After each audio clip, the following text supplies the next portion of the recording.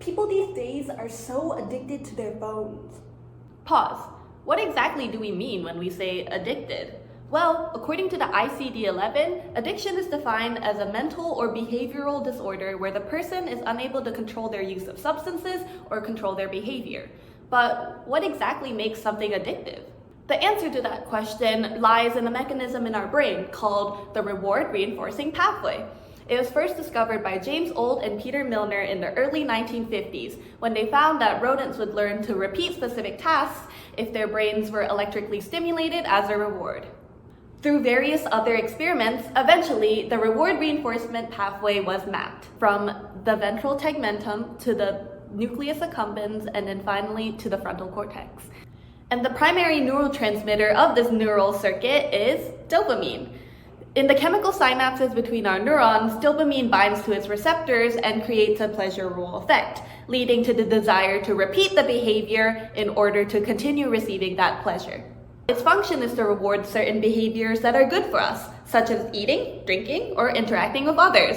However, certain drugs and behaviors will hijack the system and activate it more strongly than natural behaviors, causing us to become addicted to them.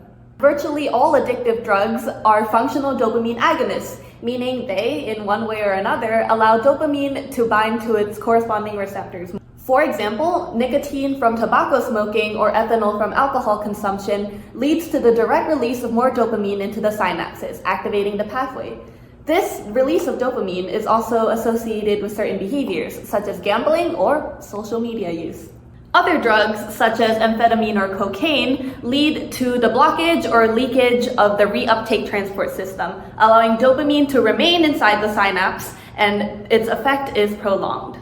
Yet, is this pathway really the only factor into addiction? Well, in 1978, Bruce K. Alexander led a study called Rat Park, where he placed rats in an environment with mentally stimulating activities such as playing with toys or interacting with other rats, and observed if they would prefer to use the drugs instead. He discovered that the rats in Rat Park were actually less likely to self-administer the morphine than those housed in isolation. His experiment demonstrated the importance of the environment in the development and maintenance of addiction. And since humans are social creatures like the rodents, perhaps this idea can be applied to our addiction as well. So maybe the overuse of social media and our phones means much more than just dopamine scrolling. Maybe it's simply a demonstration of our inner desire to connect and understand one another as our lives become more and more isolating.